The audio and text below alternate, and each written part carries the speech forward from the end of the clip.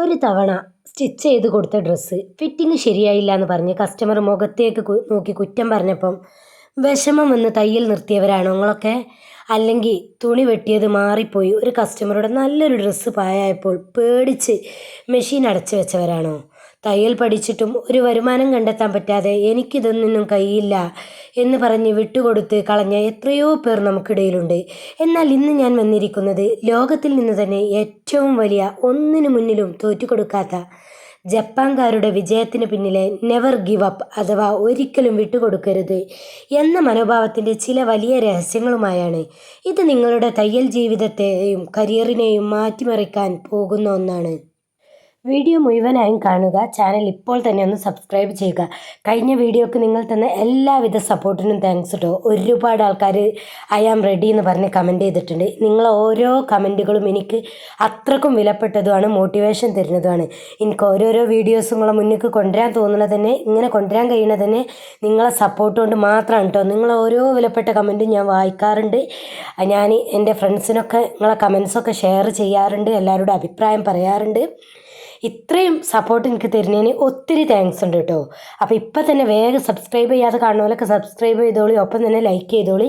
എന്നാൽ അതൊരു മറ്റൊരാളിലേക്കും എത്തും. ജപ്പാൻകാരുടെ വിജയത്തിന് പിന്നിൽ ഒന്നാമത്തെ തത്വം തന്നെ ഗാൻബാരു എന്നാണ്. അതായത് അവസാനം വരെ നമ്മൾ പരമാവധി ശ്രമിക്കുക. നമ്മളിൽ പലരും ഒരു 2 ബ്ലൗസ് തയ്ച്ചു നോക്കും, ശരിയായില്ലെങ്കിൽ അപ്പം തന്നെ ആ തയ്യലാണ് നിർത്തി നമ്മൾ വേറെ പണിക്ക് പോകും. എന്നാൽ ഈ ജപ്പാൻകാർക്കൊരു കാര്യമുണ്ട്, അവർ ഏറ്റെടുത്താൽ അത് ശരിയാകുന്നത് വരെ അവർ പരമാവധി ശ്രമിച്ചു കൊണ്ടേയിരിക്കും. ഇതിന് നമ്മുടെ തയ്യൽ ഗ്രൂപ്പിൽ തന്നെ ഫാത്തിമ എന്ന് പറഞ്ഞൊരു സഹോദരിയുടെ ഒരു യഥാർത്ഥ അനുഭവം ഞാൻ പറഞ്ഞുതരാം. ഫാത്തിമ ആദ്യമായി ഒരു ബ്രൈഡൽ ബ്ലൗസ് ഓർഡർ എടുത്ത് ആ ഒരു കഷ്ടപ്പെട്ട് ഡിസൈനൊക്കെ ചെയ്ത് തയ്ച്ച് കൊടുത്തു. പക്ഷെ കസ്റ്റമർക്ക് അത് ഇട്ട് നോക്കിയപ്പോൾ അട്ടർ ഫ്ലോപ്പായി പറഞ്ഞ പോലെ വൻ പരാജയമായിരുന്നു.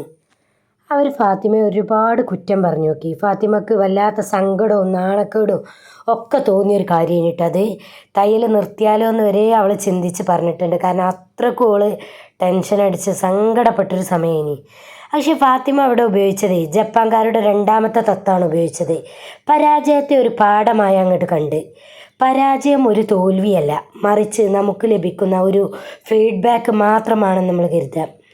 ഫാത്തിമ കരഞ്ഞിരിക്കാതെ ആ ബ്ലൗസിന് അവിടെ തന്നെയാണ് തെറ്റുപറ്റിയത് എന്ന് കൃത്യമായി പഠിച്ചെടുത്ത് അടുത്ത തവണ തയ്ച്ചപ്പോൾ ആ തെറ്റ് തിരുത്തി. എന്നിട്ട് അവളെ നാട്ടിലെ ഏറ്റവും മികച്ച ഒരാളായി ഫാത്തിമ മാറി. ഒരു പരാജയത്തിൽ വീണു പോയിരുന്നെങ്കിലും ഇന്നവൾക്ക് ഈ ഒരു വലിയ വരുമാനം ഉണ്ടാക്കാൻ സാധിക്കില്ലായിരുന്നു.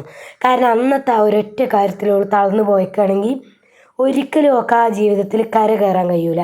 കാരണം ഏതൊരു സ്റ്റിച്ച് ചെയ്യുന്ന ഒരാളും ഒരു ഡ്രസ്സ് സ്റ്റിച്ച് ചെയ്ത് കൊടുത്തപ്പം അതിൽ വന്ന തെറ്റ് കണ്ടിട്ട് സങ്കടപ്പെട്ട് കസ്റ്റമർ അങ്ങനെ പറഞ്ഞില്ലേ ഇങ്ങനെ പറഞ്ഞില്ലേ സങ്കടപ്പെട്ടിരിക്കണതിന് പകരം ആ തെറ്റ് നമുക്കുള്ളൊരു പാടായിട്ട് മുന്നിലെടുക്കുക. പാടെന്ന് പറഞ്ഞാൽ ആ തെറ്റ് പിന്നീട് ഒരു ഡ്രസ്സിൽ നമ്മൾ ആവർത്തിക്കാൻ പാടില്ല. അതേപോലെ തന്നെ ഒരു ഡ്രസ്സ് സ്റ്റിച്ച് ചെയ്യുമ്പോൾ നമുക്കറിയും അവിടെ ചെറുതായിട്ടൊന്ന് പാളിയിട്ടുണ്ട്, അത് അടുത്ത സ്റ്റിച്ചിങ്ങിൽ പതുക്കെ കറക്റ്റാക്കി കൊടുക്കാമെന്ന് തോന്നുന്ന ഒരു സ്വഭാവം ഉണ്ടല്ലോ. ആ ഒരു സ്വഭാവം നമ്മളെ ജീവിതത്തിൽ വന്നാൽ ഒരിക്കലും പിന്നെ നമ്മളെ തെറ്റ് തിരുത്താൻ കഴിയില്ല. നേരെ മറിച്ച് ചെറുതായിട്ടൊന്ന് സ്ലീവ് ഇങ്ങനെ ജോയിൻ ചെയ്ത് കൊടുക്കുന്ന സമയത്ത് ചെറുതായിട്ടൊന്ന് അടിഭാഗത്തെ തുണി ഒന്ന് മടങ്ങി പിടിച്ചുപോയി, അപ്പം തന്നെ സ്ലീവ് ആ തെറ്റിയെന്ന് തോന്നുന്ന ആ നിമിഷത്തിൽ അവിടെ തുന്നി കഴിച്ചിട്ട് നമ്മൾ തിരിച്ചടിച്ചിട്ടില്ലെങ്കിൽ പിന്നീട് ഒരിക്കലും നമുക്ക് ആ തെറ്റ് തിരുത്തൂല. അടുത്ത് ഇങ്ങനെ തിരുത്തിയാൽ അടുത്തൊരു ഡ്രസ്സ് അടിക്കുമ്പോൾ അവിടെ അങ്ങനെ പിടിച്ച് പോകും.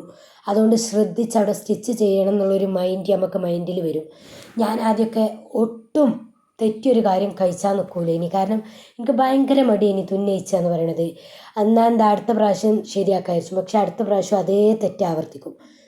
അതിന് ഞാൻ പിന്നെ അതിന് ശേഷം ചെയ്തൊരു പരിപാടി എന്താ വെച്ചാൽ നേരെ ആദ്യം ആ ഒരു പരിപാടി അങ്ങോട്ട് നിർത്തി.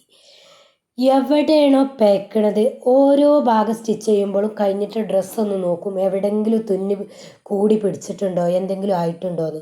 എന്തെങ്കിലും ആയിട്ടുണ്ടെങ്കിൽ അപ്പം തന്നെ അത് തുന്നി കഴിച്ച് തിരുത്തും. അപ്പോൾ അടുത്ത പ്രാവശ്യം അടിക്കുമ്പോൾ ആ ഒരു സ്ഥലം അടിക്കുന്ന സമയത്ത് നമുക്ക് മനസ്സിലേക്ക് വരും ഇങ്ങനൊരു തെറ്റ് കഴിഞ്ഞ പ്രാവശ്യം വന്നിനി, അതുകൊണ്ട് ഇപ്രാവശ്യം നന്നായി ശ്രദ്ധിക്കണം എന്ന്. അങ്ങനെ എല്ലാവരും ഒന്ന് ചെയ്യണേ. ഇവിടെയാണ് ജപ്പാൻകാരുടെ മറ്റൊരു മനോഹരമായ ചിന്താഗതി വരുന്നത് കിൻസുഗി. അതായത് ജപ്പാൻകാർക്ക് പൊട്ടിയ പാത്രങ്ങളൊക്കെ അവർ കളയാതെ അവരുടെ വിലയുള്ള സ്വർണം ഉരുക്കിയൊഴിച്ച് അതിനെ മുമ്പത്തേക്കാൾ ഭംഗിയുള്ളതാക്കി മാറ്റുന്ന ഒരു കലയുണ്ട്. നമ്മുടെ തയ്യൽ ജീവിതത്തിലും ഇതുപോലെ തെറ്റുകളോ പ്രതിസന്ധികളോ ഒക്കെ ഉണ്ടാകാം. തുണി മാറി വെട്ടുകയോ സ്റ്റിച്ച് മോശമാകുകയോ ചെയ്യാം. ആ കുറവുകളെ ഓർത്ത് വിഷമിക്കാതെ ഇതിനെ നമ്മുടെ അനുഭവ സാമ്പത്തികമായി മാറ്റി എടുത്ത് കൂടുതൽ പോസിറ്റീവായി ചിന്തിക്കുകയാണ് നമ്മൾ ചെയ്യേണ്ടത്. ഈ തയ്യൽ വിജയിക്കാൻ ജപ്പാൻകാർ പറയുന്ന ഒരു വഴിയാണത്. ഇത് നിങ്ങൾക്ക് പറഞ്ഞു തന്നപ്പോഴാണ് എനിക്കൊരു കാര്യം ഓർമ്മ വന്നത്. ഒരു ദിവസം എനിക്ക് കസ്റ്റമർ അത്യാവശ്യം ഒരു നന്നായിട്ട് എനിക്ക് സ്റ്റിച്ചിങ്ങിന് വരുന്നൊരു കസ്റ്റമറാണ്. ആ അയാളെ കസിൻസോ ആരോ ഒന്ന് കൊണ്ട് എനിക്ക് സ്റ്റിച്ചിങ്ങിന് വന്നിരുന്നു. അപ്പോൾ ആ ഒരു ഡ്രസ്സ് അവരെന്നോട് പറഞ്ഞിട്ടുള്ളത് ഫ്രില്ലിട്ട് സ്റ്റിച്ച് ചെയ്യണം.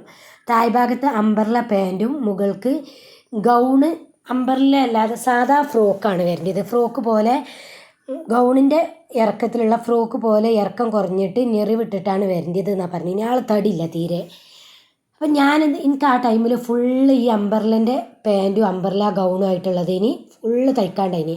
അപ്പോൾ അത് വെട്ടുന്നതിൻ്റെ ഇടയിൽ മറന്നിട്ട് ഇതും അങ്ങനെയാണെന്ന് കരുതിയിട്ട് ഞാനങ്ങ് കട്ട് ചെയ്തു പോയി. പക്ഷേ അത് കസ്റ്റമറോട് വിളിച്ച് ചോദിച്ചു, ഇങ്ങനെ തെറ്റിയെന്ന് പറഞ്ഞില്ല, നിങ്ങൾക്ക് അംബർലയിൽ ഗൗൺ ഇട്ടിട്ട് വേണോ അതോ നിങ്ങൾ തടിയില്ലാത്തതുകൊണ്ട് ഫ്രില്ലിട്ടിട്ട് തന്നെ മതി പറഞ്ഞ്. ഇനി ക്ലോത്തും ബാക്കിയില്ല. ഞാൻ ആകെ പെട്ട് എന്ന് പറയാലോ. കാരണം അംബർലയിൽ കട്ട് ചെയ്തും ചെയ്തത് ഇനി നമ്മൾ ഇറക്കി ഞെറിവിടാൻ കണ്ട് കട്ട് ചെയ്താൽ ഞെറിവിടാൻ നോക്കുമ്പോൾ അതിന് ക്ലോത്ത് ഇറക്കും കുറയും. അപ്പോൾ ഒരു രക്ഷയില്ലാതെ ഞാൻ ആകെപ്പെട്ട് ഞാൻ എന്ത് പണിയാണ് ചെയ്തത് അറിയോ? ആ ഒരു ക്ലോത്തും കൊണ്ട് ഒരുപാട് ഷോപ്പുകളിൽ അങ്ങാടികൾ മാറി കയറി. അന്ന് ഞാൻ ഞങ്ങളെ ഈ പരിസരത്തുള്ള മഞ്ചേരി, അരീക്കോട്, കീശ്ശേരി എല്ലാവിധ ടൗണുകളും കറങ്ങിയിട്ടുണ്ട്. അതേ ഒരു ക്ലോത്ത് ഒരു പരാഗെന്ന് എടുത്തത് നിനക്കറിയാം. എടുത്തത് കൊണ്ടോട്ടി പരാഗെന്നാണ്. പക്ഷേ എനിക്ക് മഞ്ചേരി പോകേണ്ട ആവശ്യമുണ്ട്. അതിന് ഡ്രസ്സ് എടുക്കാൻ ആ ടൈമിൽ ഞാൻ ഡ്രസ്സൊക്കെ അവിടെ മഞ്ചേരി കസവിൽ പോയി, മഞ്ചേരി പരാഗിൽ പോയി, അങ്ങനെ എല്ലാ ഷോപ്പിലും പോയി. അവിടെ നിന്നൊന്നും കിട്ടിയില്ല. അവിടെ നിന്ന് നേരെ അതിൻ്റെ കെട്ടിയോനും കൊണ്ടാണ് പോയിരുന്നത്. അപ്പം കെട്ടിയോനും വണ്ടി നന്നാക്കേണ്ട ഒരു ആവശ്യാർത്ഥം മഞ്ചേരി നിന്ന്. അപ്പം എന്നോട് പറഞ്ഞു നേരെ പോയിക്കോ, അരീക്കോട് പോയിക്കോ. ഞാൻ അരീക്കോടേക്ക് നേരെ ബസ് കയറി അരീക്കോട് പോയി അരീക്കോടുള്ള പരാഗിൽ അരീക്കോട് AM പട്ടണ ഹുസൈൻ അവിടെ തുണി ഒരു ഷോപ്പിലും ആ മെറ്റീരിയലില്ല. പക്ഷേ അരീക്കോട് പരാഗിൽ ആ മെറ്റീരിയലുണ്ട്, പക്ഷേ ആ കളറില്ല. അതൊരു നല്ലൊരു കോഫി കളറ് പോലത്തെ നല്ലൊരു കളർ. ഇനി ആ കളർ ആ ഷോപ്പിലില്ല. അങ്ങനെ ഞാൻ പോയി അരീക്കോട് നിന്ന് കയറി കീശ്ശേരി പോയി ഇറങ്ങി. കീശ്ശേരി ഷോപ്പുണ്ട്. കീശ്ശേരിയുള്ള ഷോപ്പിൽ ഫുള്ള് കറങ്ങി. കീശ്ശേരിത്തെ ഷോപ്പിൻ്റെ പേരെന്താ എനിക്ക് ഓർമ്മയില്ല. ഏതായാലും പുതുതായിട്ട് വന്നൊരു ഷോപ്പിനോട്. പക്ഷേ ആ ഒരു ഷോപ്പിലും കറങ്ങി. അവിടെ ആ ക്ലോത്തില്ല. അവിടെ നിന്ന് കയറി കൊണ്ടോട്ടിക്ക്. കാരണം നേരിട്ട് കൊണ്ടോട്ടിക്ക് കയറിയാൽ മതി. എന്നാലും കീശ്ശേരി ഉണ്ടെങ്കിൽ പിന്നെ എനിക്ക് അത്രയും ദൂരം പോകണ്ടല്ലോ എന്ന് കരുതിയിട്ടാട്ടോ അവിടെ കയറി. പിന്നെ കൊണ്ടോട്ടി പരാഗിൽ പോയി. ഏതായാലും അവിടെ അവസാന പീസായിട്ട് എനിക്ക് ആ ക്ലോത്ത് കിട്ടി. ഞാൻ ആ ക്ലോത്ത് അവിടുന്ന് കസ്റ്റമറോട് പറയാതെ ആ ക്ലോത്ത് വാങ്ങി സ്റ്റിച്ച് ചെയ്ത് അഴിച്ച് കൊണ്ടുവന്ന്. കാരണം എനിക്ക് നല്ല നഷ്ടം വന്നൊരു ക്ലോത്താണത്. പക്ഷേ എനിക്ക് സന്തോഷം തരാം. കസ്റ്റമർക്ക് അത്രയും ആ ഡ്രസ്സ് ഇഷ്ടമായി. എനിക്കിത്തിരി നഷ്ടം വന്നാലും അതിൻ്റെ അടുത്ത് നിന്ന് വന്നൊരു ഫാൾട്ടാണ്. ആ ഒരു ഡ്രസ്സുമ്മൽ അങ്ങനെ ഒരു ഫാൾട്ട് വന്ന ശേഷം ഇന്ന് വരെ ഏതൊരു ഡ്രസ്സ് സ്റ്റിച്ച് ചെയ്യുമ്പോഴും ഞാൻ കസ്റ്റമർ അളവ് എഴുതി വെച്ച് കൊടുത്ത് അവർ എന്തെല്ലാം പറഞ്ഞിട്ടുണ്ടോ അതൊക്കെ എഴുതി വെച്ചിട്ടുണ്ടാവും. അതൊക്കെ വായിച്ച് നോക്കി അതിൽ എനിക്ക് എന്തെങ്കിലും ഡൗട്ട് ഉണ്ടെങ്കിൽ ആ കസ്റ്റമർക്ക് ഒന്നും കൂടിയും വിളിച്ച് ചോദിച്ചിട്ട് മാത്രമേ ഞാൻ ഡ്രസ്സ് കട്ട് ചെയ്യാൻ പോലുള്ളൂ. കാരണം ആ ഒരൊറ്റ പാടത്തുമെന്ന് ഞാൻ അത്രക്കും പഠിച്ചിട്ടുണ്ട്, അത്രക്കും കഷ്ടപ്പെട്ടിട്ടുണ്ട്. കാരണം അത്യാവശ്യം റേറ്റുള്ള മെറ്റീരിയലും ഇനി നല്ല റേറ്റ് കൊടുത്ത് തന്നെ വാങ്ങിയിട്ടുണ്ട്. വണ്ടിക്കൂലി, ഒരു ദിവസത്തെ മെനക്കെട് ഒക്കെ ചെയ്താലും ഞാൻ ആ കറക്റ്റ് ടൈമിന് ആ കസ്റ്റമർക്ക് ആ ഡ്രസ്സ് റെഡിയാക്കി കൊടുത്ത് കസ്റ്റമർ ഇഷ്ടപ്പെട്ടു എന്ന് പറഞ്ഞു. ആ ഡ്രസ്സ് തന്ന തുണി വെട്ടിയത് ഇപ്പോഴും എൻ്റെ കയ്യിലുണ്ട്. ഇൻഷാ അല്ലാഹ് അതുകൊണ്ട് ഞാൻ മറ്റൊരു ഡ്രസ്സ് റീക്രിയേറ്റ് ചെയ്യണം എന്നാണ് ആഗ്രഹിക്കുന്നത്. അത് ചെയ്യണ സമയത്ത് നിങ്ങൾക്ക് വീഡിയോ ഇട്ടിട്ടുണ്ട്. വലിയ വലിയ ലക്ഷ്യങ്ങൾ വെക്കാതെ ദിവസവും ചെറിയ ചെറിയ ലക്ഷ്യങ്ങൾ സെറ്റ് ചെയ്യുക. ഇന്ന് ഞാനൊരു കഴുത്തിൻ്റെ ഡിസൈൻ കൃത്യമായി പഠിക്കും. നാളെ ഞാനൊരു പുതിയ സ്ലീവ് ഡിസൈൻ ചെയ്യാൻ പഠിക്കും. ഇങ്ങനെ ചെറിയ ചെറിയ വിജയങ്ങൾ ദിവസവും നമ്മളത് ആഘോഷിക്കുക. മറ്റൊരു പ്രധാന കാര്യം, വികാരങ്ങൾക്ക് അടിമപ്പെടരുത്. അതായത് ഇന്നെനിക്ക് തയ്ക്കാൻ ഒരു മൂഡുമില്ല, ഇന്ന് നല്ല മഴയാണ്, അതുകൊണ്ട് ഇന്ന് മെഷീനിലിരിക്കാൻ എനിക്ക് വിചാരിക്കുന്ന ഒരു ശീലം മാറ്റുക. മൂടില്ലെങ്കിലും നിങ്ങൾ ശീലങ്ങളും റൊട്ടീനുകളും കൃത്യമായി പിന്തുടർന്ന് പ്രവർത്തിക്കുക. ഓരോ ദിവസവും ഒരു പുതിയ തുടക്കമാണെന്ന് നമ്മളങ്ങോട്ട് മനസ്സിൽ വിചാരിക്കുക. ഇങ്ങനെ നമ്മളെ മനസ്സിനെ നമ്മൾ കൺട്രോൾ ചെയ്യുക. മനസ്സ് നമ്മളെ കൺട്രോൾ ചെയ്യരുത്, നമ്മൾ മനസ്സിനെ കൺട്രോൾ ചെയ്യണം. മനസ്സ് പലതും വന്ന് നമ്മളോട് പറയും, ഇന്ന് പട കുത്തർന്നോ അടിച്ചാൻ കുത്തർന്നാലും പറയും ആ ഫോണൊന്ന് എടുത്ത് നോക്കിയാൽ അതിലൊരു നോട്ടിഫിക്കേഷൻ വന്ന് നോക്കിയാൽ നമ്മളെ മനസ്സിങ്ങനെ പറയും ഇജ്ജ് കാണുന്ന ഏതേലും വീഡിയോൻ്റെ സീരീസ് വന്ന് നോക്കിയാൽ എങ്ങനെ മനസ്സ് പറയും. അതിനൊക്കെ അങ്ങോട്ട് മാറ്റി വെച്ചിട്ട് ഞാനിതിലൊന്നും വികൂല, എനിക്ക് ചെയ്യേണ്ടത് ഞാൻ ചെയ്യുന്ന ചെയ്യുന്നതാണ് മനസ്സിനെ കൊണ്ട് മനസ്സിനവിടെ പിടിച്ച് വെച്ചിട്ട് നമ്മളങ്ങോട്ട് പറയണത് മനസ്സിനെ നമ്മളവിടെ കേൾപ്പിക്കുക. നമ്മളെ ശരീരം നമ്മൾ പറയണതാണ് കേൾക്കണം. ഇന്ന് എക്സസൈസ് ചെയ്യണം പറഞ്ഞാൽ അത് ചെയ്യണം, അത് കഴിയൂല, മഴയാണ് മാറിക്കാൻ പറ്റൂല. ഇന്നത് സ്റ്റിച്ച് ചെയ്ത് തീർക്കണം എന്ന് പറഞ്ഞാൽ അത് തീർത്തിരിക്കണം. നമ്മളൊരു കൂട്ടുകാരി മുന്നേ പറഞ്ഞിനി എനിക്ക് തയ്യൽ തോനെയൊന്നും അറിയുന്നില്ല, എന്നാലും ഞാൻ വിചാരിച്ച ആ സമയത്ത് ചെയ്യുന്നു. അങ്ങനെയുള്ളവർ ചെയ്യേണ്ടത് സ്വയം താല്പര്യം ചെയ്യൽ നിർത്തുക എന്നതാണ്. യൂട്യൂബിലോ ഇൻസ്റ്റഗ്രാമിലോ വലിയ വലിയ ഡിസൈനർമാരുടെ വർക്കുകളൊക്കെ കണ്ട് എനിക്കിതിനൊന്നും കഴിയില്ലല്ലോ എന്നോർത്ത് വിഷമിക്കുക. ഈ ഒരു പരിപാടി നിർത്തുക. നിങ്ങൾ ഇന്നലെയുമായി മാത്രം ഇന്നലത്തെ ദിവസം താരതമ്യം ചെയ്യുക. ഇന്നലത്തെ ദിവസത്തിനെ നോക്കി ഇന്നത്തെ ദിവസത്തെ താരതമ്യം ചെയ്യുക. ദിവസവും നമ്മൾ താരതമ്യം ഇന്നലേക്കാൾ 1% മികച്ചതായി ഇന്ന് തയ്ക്കാൻ പറ്റിയിട്ടുണ്ടെങ്കിൽ നമ്മളെ വിജയത്തിലേക്ക് തന്നെയാണ് നമ്മൾ പോകുന്നതെന്ന് ഉറപ്പിക്കുക. ജപ്പാൻകാരുടെ ഏറ്റവും പ്രശസ്തമായ ഒരു പഴഞ്ചൊല്ലുണ്ട്, നാനോ കൊറോബി യാ ഓക്കി. അതായത് അതിൻ്റെ അർത്ഥം വരുന്നത് 7 തവണ വീണാലും 8ാം തവണയും എഴുന്നേൽക്കുക എന്നതാണ്. ഈ തയ്യൽ ബിസിനസ്സിൽ തുടക്കക്കാർക്കൊക്കെ കസ്റ്റമേഴ്സ് കുറവായിരിക്കും.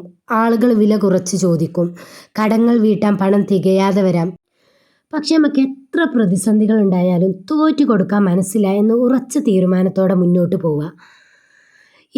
എന്തിനാണ് നിങ്ങൾ ഈ തയ്യൽ ബിസിനസ് തുടങ്ങിയത് എന്ന ലക്ഷ്യം എപ്പോഴും മനസ്സിൽ സൂക്ഷിക്കുക. അപ്പോൾ പ്രിയപ്പെട്ട സഹോദരിമാരെ, പരാജയങ്ങൾ ഒരിക്കലും നിങ്ങളെ നിർവചിക്കുന്ന ഒന്നല്ല, മറിച്ച് അതിനോട് നിങ്ങൾ എങ്ങനെ പ്രതികരിക്കുന്നു എന്നതാണ് നിങ്ങളുടെ വിജയത്തിൻ്റെ നിശ്ചയിക്കുന്നത്. ജപ്പാൻകാരുടെ ഈ നെവർ ഗിവ് അപ്പ് എന്ന മനോഭാവം ഇന്ന് നിങ്ങളുടെ മുന്നിൽ നമ്മുടെ തയ്യൽ ജീവിതത്തിലും നമുക്ക് കൊണ്ടുവരാം. ഇനി ഒരിക്കലും നമ്മൾ വിട്ടുകൊടുക്കൂല. ഈ ഒരു പോസിറ്റീവ് ആവേശം ഉൾക്കൊള്ളുന്ന നാളെ മുതൽ കൂടുതൽ കരുത്തോടെ നിങ്ങൾ മെഷീന് മുന്നിൽ ഇരിക്കുമോ? എങ്കിൽ ഇപ്പോൾ തന്നെ താഴെ നെവർ ഗിവ് അപ്പ് എന്ന് കമൻറ്റ് ചെയ്തോളൂ. നിങ്ങൾ ആ ഒരു കമൻ്റ് ഉണ്ടല്ലോ, അത് നിങ്ങളെ വിജയത്തിൻ്റെ തുടക്കമായി കൊള്ളട്ടെ കേട്ടോ. ഈ പ്രചോദനകരമായ വീഡിയോ നിങ്ങൾ എല്ലാവർക്കും, എല്ലാ തയ്യൽ ഗ്രൂപ്പിലും എല്ലാ സുഹൃത്തുക്കൾക്കും ഇപ്പം തന്നെ ഷെയർ ചെയ്തോളി.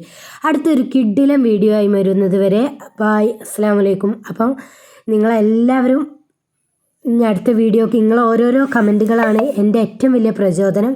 അപ്പം ഞങ്ങൾ ഓരോരോ കമൻറ്റുകളും പ്രതീക്ഷിച്ചിരിക്കും കേട്ടോ.